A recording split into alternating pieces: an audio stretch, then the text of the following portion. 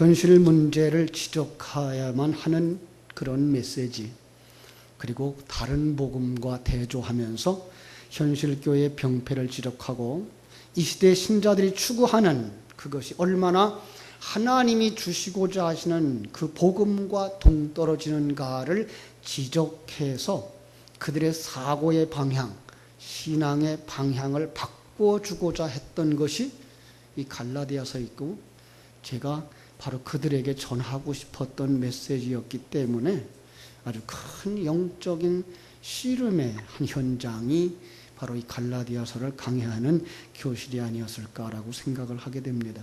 그러면서 아주 깊은 의미를 가진 예화를 하나 나누었는데, 그게 오늘 우리가 함께 나누고자 하는 본문입니다. 자, 먼저 이제 몸풀기부터 하고 들어가자고요. 마태복음을 통해서 우리에게 주시고자 하는 복음이 무엇일까요? 마태, 마가, 누가, 요한복음 이렇게 볼 때 마태복음은 어떤 내용이죠? 그 십계명의 뒷부분, 살인하지 마라, 간음하지 마라, 거짓 증거하지 마라, 그 다음에 사랑하라, 이런 네 가지로 나누어서 하나씩 나눴다 그랬죠. 그래서 마태복음은 뭐예요? 살인하지 마라의 복음, 그죠? 유대인들에게 주는 책이죠. 율법주의의 습관을 버리지 못하고 계속해서 율법적 그 신앙에 젖어드는 유대인들, 바로 그 갈라디아 교회도 그랬고요. 사도들도 마찬가지예요. 성령을 받았고 그 율법주의에서부터 벗어나야 된다고 하는, 그래서 복음은 예루살렘으로부터 시작해서 온 유다 사마리아와 땅끝까지 이르러 증인이 되라라고 말씀을 주셨지만 그들이 유대주의를 못 벗어났잖아요. 안 벗어나죠. 그러자 8장이 되니까 하나님이 강제로 1장 8절의 말씀을 안 들으니까 8장 1절에 하나님이 강제로 그들을 흩어주시죠. 그죠? 그럼에도 불구하고 베드로 같은 사람은 그 욕을 먹을까봐 유대주의적 습관을 버리지 못하고 이방인과 같이 밥을 먹다가 이제 유대인들이 오자 도망가 버리죠. 그죠? 너희가 진리 안에서 하나님을 제대로 알지 못하면 뭐 한다? 그릇만 보고 따라가게 된다. 그 그릇만 보고 따라가는 게 뭐예요? 재물을 계속 잡아들이는 것, 그거 하지 마라 라는 얘기가 마태복음에서 나오는 이야기다라는 것. 그럼 마가복음은요? 간음하지 마라. 왜 간음한다고요? 자기 신랑이 얼마나 좋은지 모르면 다른 남자 본다 이거죠. 그죠? 그래서 요한복음 4장에 있는 사마리아 여인은 남자가 몇이었다? 6이나 있었어요. 그죠? 5하고도 지금 있는 남자도 아니에요. 그래서 그런 것들은 바로 그들이 의지했던 모든 것을 다 신랑이라는 그런 비유로 설명을 우리에게 하고 있는 거죠. 당시 그는 분명히 그런 여자였을지도 몰라요. 그러나 우리는 그런 여자 아니잖아요. 그죠? 그런데 그런 것을 가지고 우리의 그림을 보여주고 있는 건 우리 속에 남편을 삼고 싶었던 것들이 그렇게 많았다는 거예요. 이 세상 것들이 다 내 힘이고 내 배경이 되어졌으면 했던 것들이었다는 거죠. 그게 뭐예요? 남편이었다. 그런데 그것을 배제하고 신랑에게로 돌아오라. 이게 뭐예요? 마가복음에 우리에게 주시는 진정한 의미라 그랬어요. 누가복음은 데오빌로에게 보내는 편지죠. 데오스 필로스. 그래서 하나님의 친구예요. 그 친구에게는 자기 아내나 자기 남편 외에는 다 나눠주고 비밀이 없는 관계가 이 친구 관계예요. 그래서 친구가 다 알지 못하면 뭐 하겠어요? 다른 얘기하는 거죠.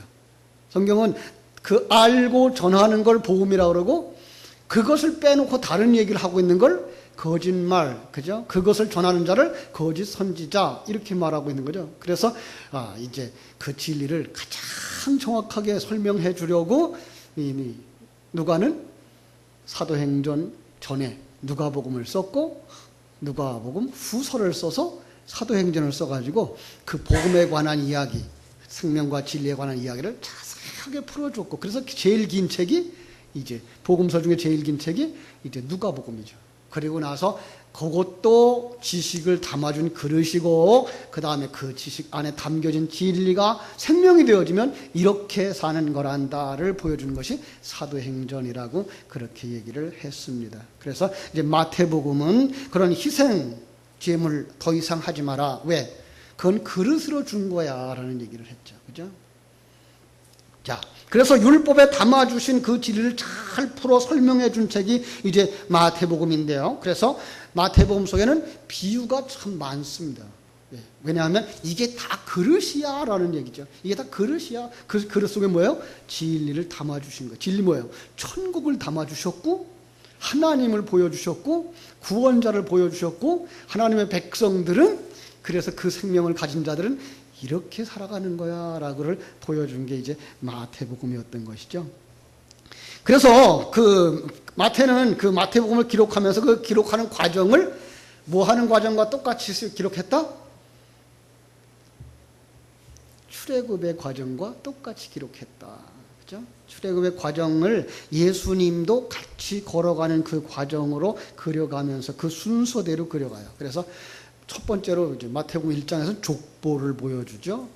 족보를 보여주면서 14대, 14대, 14대는 7 더하기 7로 나누어가지고 7이 6, 마지막에 7이 7이어야 완전한 족보인데 마지막 족보에 머리되는 예수만 설명을 해주고 예수는 이렇게 이 족보의 머리가 되었단다 해서 성령으로 잉태되고 성령과 함께 살고 성령으로 완성되어진 그림을 첫 열매로 탁 그려주고서 여기에 들어가야 될 사람은 바로 성령으로 거듭난 사람들이어야 되는 거야 라고 딱 시작을 하는 거예요. 성령으로 거듭난 사람들이 어떤 사람이에요? 애굽에서부터 출애굽하는 과정을 겪어가는 사람들이야. 그래서 출애굽하는 과정을 쭉 걸어가는데 그래서 마태복음 두 번째 2장에서 뭐 하죠? 하나님이 자기 백성을 아들을 애굽에서 불렀다라고 하는 얘기를 하면서 예수님이 애굽에서부터 나오는 그림을 딱 그려주는 거죠. 자, 애굽에서 출발하면 그 다음에 어디로 가든 뭘 만나죠? 홍해바다를 만나죠. 그래서 3장에서는 예수님이 홍해바다를 건너가죠. 홍해바다를 건너가는 이야기를 성경은 뭐라 그러는가 하면 세례라는 말을 써요. 그죠? 한번 볼까요? 고린도전서 10장 1절로 3절.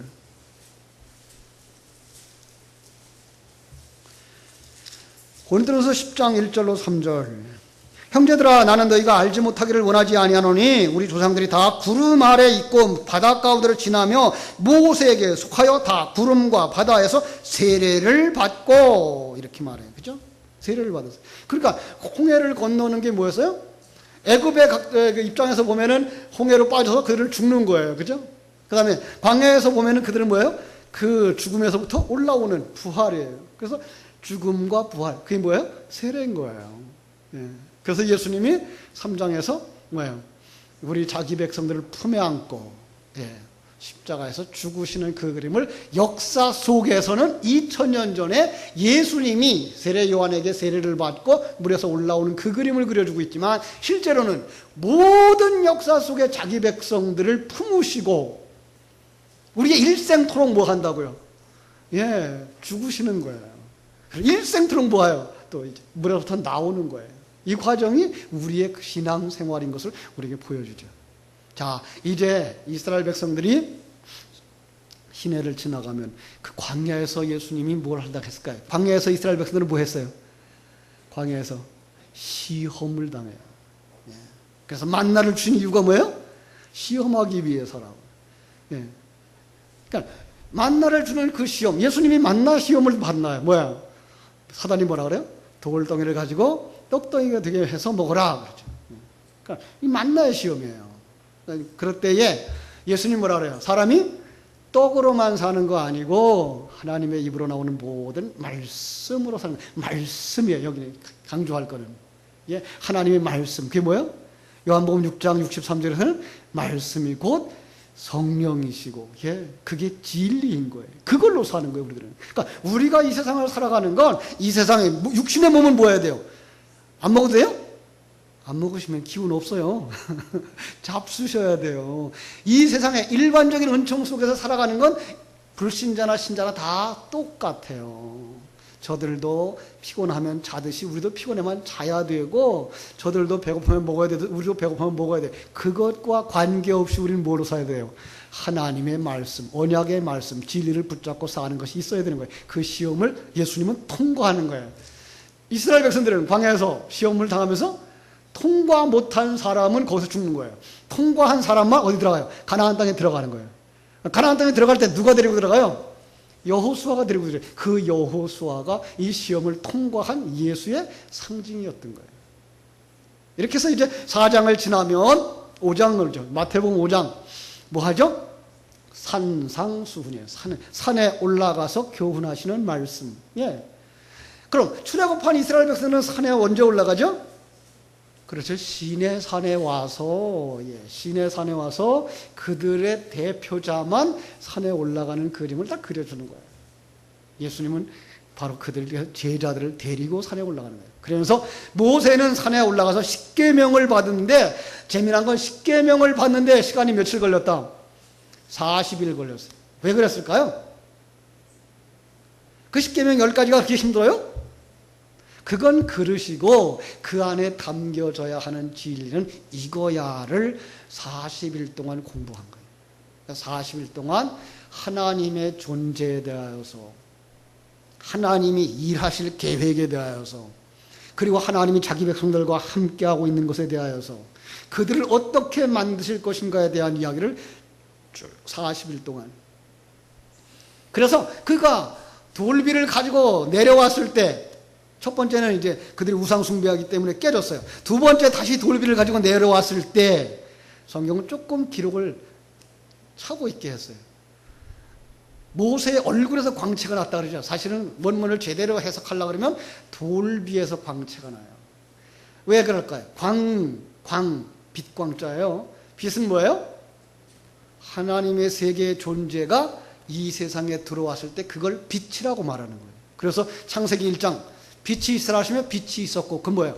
시간과 공간 세계는 어둠인데 그 어둠 세계에 하나님의 존재가 들어오는 거예요. 왜? 이 속에서 어둠을 물리치고 빛이 있는 세계로 만드시려고, 어둠 속에 있는 자들을 벗겨내고 빛의 사람으로 만들려고. 그래서 예수님은 빛의 사람들을 갖다 뭐라고 그래요? 너희는 이제는 뭐예요? 세상의 빛이라고 말해요. 이제 우리는 이 세상에 살고 있지만 어디에 속한 사람? 우리의 시민권은 어디에 있다? 하늘에 있는 사람이다. 그죠? 자, 그래서 이제 산에서 그 십계명의 내용이 뭔지를 예수님이 5장, 6장, 7장에서 가르쳐 주시는 거예요. 예. 그리고 8장이 되어지면 뭐예요? 8장 1절 산에서 내려오셔요. 그러니까 산상수훈은 바로 그런 면에서 5장, 6장, 7장은 십계명 안에 담아주신 그 진리를 우리에게 풀어주시고 있는 거예요. 그죠? 그런데 그 오늘 본문은 뭐예요? 그 교훈의 마지막 부분인 거죠. 그죠? 다 놓쳤죠, 이제. 본문이 어디였는지. 마태복음 7장 15절로 20절이라 그래서, 그죠? 자, 어떤 얘기를 하고 있어요? 마태복음 15장에서, 지금 마태복음 7장에서, 어떤 얘기 하고 있어요? 좋은 나무마다 아름다운 열매를 맺고, 이거 그냥 바꿔 쓰지 않고 썼으면 더 좋았을 거예요. 좋은 나무마다 좋은 열매를 맺고, 나쁜 열매는 나쁜 열매를 맺는다. 그러면 지금 여기 말하고 있는 좋은 열매는 어떤 열매일까요? 좋은 열매. 응? 맛있는 열매. 오늘 살구들 잡수셨는데. 그거의 좋은 열매예요? 여기 좋은이라고 쓰는 이거 구약성에서는 토부예요. 신약에서는 아가토스라는 단어를 썼는데, 아가토스나 칼로스를 써요. 아가토스는 바로 예수님이 일하심을 아가토스, 그것이 사람에게서 보여질 때 그걸 칼로스라고 이렇게 표현을 해서 그 좋은 일, 선한 일 이렇게 말하고 있는 거예요. 그게 뭐예요? 보시기에 좋았더라라는 그 좋았더라. 보시기에 좋았더라가 뭐예요? 하나님이 그렇게 만들어가는 과정과 함께 완성되어진 그 과정은 정말 아름다운 거다라는 거예요. 그걸 좋았다라는 단어 속에 넣고, 그걸 선한 일이라는 말에다 썼고, 그걸 좋은 열매라고 말하는 거예요. 예. 그러니까 여기에 보니까 그 나무와 열매에 대한 이야기를 하고 있는 거죠. 그죠? 자, 나무와 열매. 가끔은 이런 생각을 해봐요. 열매. 성경이 말하고 있는 열매는 그 칼포스라는 단어를 쓰는데 그게 과일을 뜻하기도 하지만, 행동, 행위라는 뜻이기도 해요. 우리는 알죠. 여기서 나무라는 말을 할 때 그게 과일나무를 의미하고 있는 것이 아니라 누구를 의미하고 있는 거예요? 사람을 의미하고 있는 건 줄 알죠, 이제는. 그죠? 성경에 나무라고 그랬다고 그래서 그냥 나무만 보시면 안 되고 이제 그 뭐예요? 나를 얘기하고 있는 거구나. 내 속에 어떤 생명을 가졌느냐 이것을 보고 있구나. 내가 정말 하나님의 생명이 이기면 어떤 열매가 나와요? 좋은 열매가 나오고 내 속에서 뭐예요? 사단의 속성, 내가 주인 되어진 사상이 나오면 어떤 열매가 맺어져요? 나쁜 열매가 맺어지는 거구나라는 거예요. 그래서 이렇게 설명한 거야. 하나님의 생명을 가진 사람은 하나님의 생명에 의한 행위, 삶이 나오고, 행위나 삶을 뭐라 그런 거예요? 그러니까 열매라는 말로 쓴 거예요. 그죠? 사단의 생명, 사단의 속성을 가진 사람에게는 사단에 의한 생각, 그 행동이 나온다는 거예요. 이 아주 간단한 논리가 산상수훈의 결론이에요. 예. 그러니까 산에 올라가서 하나님이 모세를 통해서 이스라엘 백성들에게 가르쳐주고 싶었던 얘기나 예수님이 제자들을 데리고 산에 올라가서 그걸 가르침으로써 오늘 우리에게 가르치고 싶어하는 내용은 바로 이거예요. 너희들은 뭐한 사람들이야? 이미 출애굽한 사람들 아니냐. 그죠? 그럼 너희들은 어떻게 한 거야? 하나님의 생명을 가지고 이미 세례라는 과정을 거치고 시험이라는 과정을 거쳐서 여기 와 있지 않느냐? 네 속에 어떤 생명이 있니? 이라고 묻는 거예요. 여기서 이제 어떤 생명이 있어요, 여러분 속에는? 두 놈이 다 있어요. 이게 문제죠, 그죠? 그래서 옛날 얘기 생각나죠? 할아버지가 손자에게 옛날 얘기를 해주죠. 뭐라 그래요? 얘야, 내 안에는 두 마리의 황소가 있단다. 말을 바꿨어요. 왜? 황소가 신을 상징하고 있기 때문에 제가 바꿨어요. 두 마리 황소가 있단다. 하나는 하얀 놈이고, 하나는 까만 놈이고. 그런데 이 둘이 매일 싸워. 손자가 묻죠. 오늘은 누가 이겼어요? 내가 어느 놈한테다가 밥을 주느냐 하면 그 놈이 이겨. 여러분은 누구에게 밥 주는 사람이에요? 새 생명에게 밥을 주고 있어요? 아니면 옛사람에게 밥을 주고 있어요? 밥을 내가 뭐 어떻게 줄까? 여러분이 보는 것으로 해서 밥을 주고 듣는 것으로 밥을 주는 거예요. 그러니까 우리가 어떤 목적을 향하여서 달려가고 있을 때 그게가 세상 것이면 뭐예요? 옛사람에게 양식을 주는 거예요. 그럼 누가 이긴다고요? 옛사람이 이기는 거예요. 옛사람, 사단의 속성, 옛사람의 속성. 그럼 어떤 열매가 맺혀질까요? 나쁜 열매가 맺혀지는 거예요. 오늘같이 이렇게 하나님의 교회에 나와서 찬송하며 기도하며 말씀을 들으며 이게 하나님의 뜻이야 라고 양식을 받아들이면 어떤 열매가 맺어져요? 좋은 열매가 맺어지는 거예요. 자, 그런데 그것을 이미 이렇게 말씀하고 있어요. 산상수훈에 가면은 마태복음 5장 3절로 4절 이렇게 말하죠. 심령이 가난한 자는 복이 있나니 천국이 그들의 것이요 애통하는 자는 복이 있나니 위로를 받을 것이요. 이거 원문대로 해석을 하면 복이 있느니라가 먼저 나와요. 복이 있도다 심령이 가난한 자들이요 천국이 그들의 것이요 복이 있도다 애통하는 자들이요 위로를 받을 것이요. 복이 있도다. 어떤 복? 여러분 복 받기 원하죠? 어떤 복? 아니 뭐가 아니에요. 하나님의 생명을 받아야지. 그죠? 그래 하나님의 생명을 받는 이게 정말 큰 복이에요. 창세기 12장에서 아브라함을 부르실 때 내 본토 친척 아비집을 떠나 내가 내게 지시할 땅으로 가라. 그러면 뭐예요? 내가 내게 복을 주겠다. 너로 복의 근원이 되게 하겠다. 어떤 복? 하나님의 생명을 가진 자, 하나님의 생명을 전하는 자. 이게 정말 큰 복인 거예요. 이미 출애굽한 이스라엘 백성들, 예수님의 부름을 받아 산상에 올라온 이 사람들은 어떤 사람이에요? 이미 그 하나님의 복을 받은 자들이에요. 그래서 말하는 거예요. 복 있는 자들이요. 여러분, 복 있는 자들이 맞습니까? 그렇습니다. 여러분 복 있는 자들이에요. 하나님의 생명을 가진 자들이에요. 하나님의 그 완성할 계획 속에 들어가 있는 자들이에요. 믿습니까? 이 믿음이 있어야 되는 거예요. 그래야 아마 우리가 어디로 가야 될까, 무엇을 해야 될까를 생각하고 그럼 내가 무엇으로 채워야 될까를 생각할 수 있기 때문인 거예요. 자, 그 결론 부분이 7장인데 아름다운 나무는 뭐한다? 아름다운 열매를 맺는다. 아름다운 열매는 뭐예요? 하나님의 생명을 가진 자에서 발생되는 삶인 거예요. 자, 이게 반복하고 있어요. 제가 어떤 단어를. 열매는 뭐다? 삶이다. 네, 이걸 반복하고 있어요. 자, 다시 한번 묻습니다. 하나님이 우리를 계획한 목적이 뭐예요? 그 목적을 실현하는 것, 그게가 열매입니다. 하나님이 계획한 목적이 뭘까요? 소요리 문답. 첫 번째. 사람이 제일 되는 목적이 무엇입니까? 하나님을 영화롭게 하는 것과 그것을 영원토록 즐거워하는 거예요. 이 하나님을 영화롭게 한다는 말이 쉽지를 않아요. 예. 하나님을 어떻게 해야 영화롭게 해요? 하나님이 생명이 내 안에 들어왔을 때 내가 내 색깔로 감싸지 아니하고 나는 없음이 되어지면 거기서 나를 통하여서 하나님이 하나님 되심이 나타나는 거예요. 예. 이게 재미있는 그림인 거예요. 그죠? 간단하게 답하면 하나님의 창조의 목적에 맞는 삶을 사는 것. 그게 하나님 보시기에 좋은 거예요. 그죠? 그러니까 하나님은 지금 그 목적을 가지고 나와 함께 하신다. 믿습니까? 임마누엘의 목적은 여기에 있는 거예요. 임마누엘의 뜻은 여기에 있는 거예요. 그 전능하신 하나님이 나와 함께 계세요. 나를 사랑하사 독생자를 내어주시기까지 나를 사랑하니 그 하나님이 나와 함께 계셔. 이 환경도 하나님이 나를 위하여서 다 만드신 환경. 이 사람과의 만남도 이러한 어려움도 바로 나를 만드시는 하나님의 손길. 믿습니까? 예.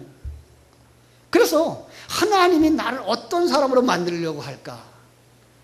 하나님과 아버지죠. 하나님을. 또 아버지와의 관계 속에서는 내가 어떤 사람으로 나와요? 아들로 나와요. 왜? 하늘나라를 유업으로 받아야 될 자이기 때문에 아들로 만드는 거예요. 아들은 뭘 가진 사람이 아들이에요? 예, 씨앗을 가진 사람. 하나님의 생명을 가진 사람. 진리를 가진 사람. 그것이 생명이 되어져서 하나님의 하나님 되심을 그냥 드러내는 사람. 예. 그래서 어떤 아들이 제일 멋진 아들일까요? 아버지를 쏙 빼닮은 아들. 그러니까 하나님께서는 어떤 아들을 제일 원하셔요? 하나님을 그대로 드러내는 아들. 그 과정 속에서 뭐예요? 내 속에 모난 것들을 어떻게 돼요? 잘라내야 돼요. 그죠? 막 깎아내야 돼요. 그 작업이 쉬워요? 안 쉬워요? 안 쉬운 거예요. 그 작업이 사망의 음침한 골짜기를 지나는 거예요. 오늘 낮 시간 설교처럼 영적인 싸움들이 계속 일어나는 거예요. 그때 우리가 진리의 말씀을 듣고 기도하고 찬송하지 아니하면 우리는 넘어지는 거예요. 그때에 하나님은 우리에게 생명을 주셔서 우리로 하여금 말씀 붙잡게 하시고 기도하게 하시고 찬송하게 할 때 우리가 승리해서 아들로 서게 되는 줄로 믿습니다. 예수님과의 관계 속에서 우리는 어떤 사람이 되어져야 되죠? 예수님과 한 몸을 이룰 신부, 그죠? 신부. 신부가 되게 하기 위해서 하나님은 우리에게 뭘 입혀줬는가 하면 신랑의 옷을 입혀줬어요. 어떤 옷? 의의 옷. 그래서 이 의라고 하는 것이 그냥 옷이라고 하는 것이 이거 우리가 입고 있는 이런 물질이 아니기 때문에 그 의를 덧입혀 주신 안에서 우리를 의로운 자로 만드시는 과정이 우리의 신부로 만드는 과정. 우리의 더러운 옷을 뭐 하는 거예요? 씻어 깨끗게 하는 그 과정. 그래서 우리는 예수님 안에서 예수님과 함께 그 옷을 빨아 그 과정, 회개의 과정을 거쳐서 우리가 옷을 빠는 과정을 거쳐서 마침내 깨끗한 옷을 입고 신랑 곁에 서는 신부가 되는 줄로 믿습니다. 성령님과의 관계 속에서 우리를 어떤 사람 만들어? 어떤 사람? 성령이 거하시는 성전. 예. 그래서 고린도전서 3장 16절 그렇게 말하죠. 너희가 하나님의 성령이 거하시는 하나님의 성전인 것을 알지 못하느냐. 여러분 속에 누가 계세요? 성령이. 예. 여러분은 이제 그 성령으로 하여금 주장하게 하시고 금년의 표처럼 성령의 인도하심을 따라 사는 자들이 되어질 때 성령의 전으로서 온전한 모습을 나타내는 줄로 믿습니다. 이 사실을 안다면 우리는 늘 평강을 누리며 찬송하며 살게 될 줄로 믿습니다. 자, 이것이 바로 성령의 열매인 겁니다. 여러분, 성령의 열매가 어떤 것이 있어요? 이제 그러면 이제 또 다시 우리는 문자로 들어가요. 어디로 들어가죠? 갈라디아서 9장 22절 23절. 오직 성령의 열매는 사랑과 희락과 화평과 오래 참음과 자비와 양성과 충성과 온유와 절제니 이 같은 것을 금지할 법이 없느니라. 예, 성령의 열매예요. 성령이 누구예요? 삼위일체 하나님의 제3위. 요한복음 14장 26절에서 말씀하셨어요. 성령이 오시면 보혜사 곧 아버지께서 내 이름으로 보내실 성령, 그가 너희에게 모든 것을 가르치고 내가 너희에게 말한 모든 것을 생각나게 하시리라. 성령이 오시면 다른 것, 색다른 거 주는 거 아니에요. 예수 믿고 잘 깨끗하게 살던 사람이 성령 오고 나니까 뒹굴뒹굴 굴르고 이상한 소리 지르고 그게 성령 받은 것 아니고, 예수님 안에 담아주신 진리가 무엇인지 생각나게 한다는 거예요. 그것이 그의 생명이 되게 하시는 게 누가 하시는 일이에요? 성령이 하시는 일이에요.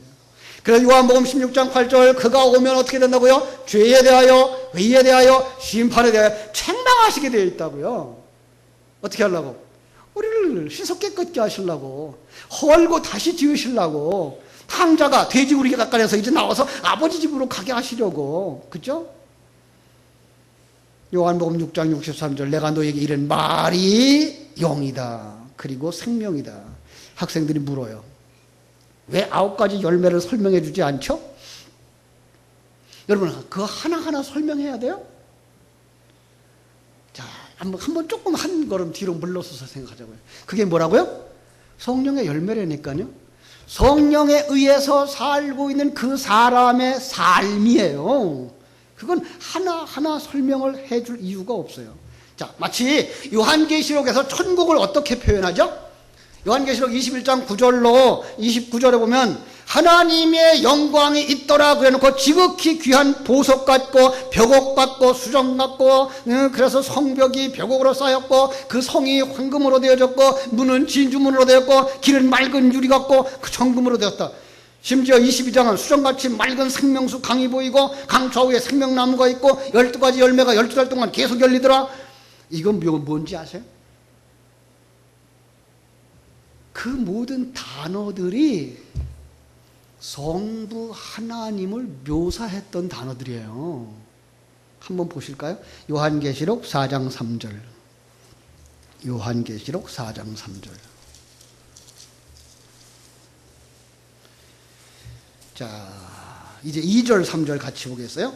내가 곧 성령에 감동되었더니 보라, 하늘에 보좌를 베풀었고 그 보좌 위에 앉으신 이가 있는데 앉으신 이의 모양이 벽옥과 홍보석 같고 무지개가 있고 보좌에 들렸는데 그 모양이 녹보석 같더라. 누구예요?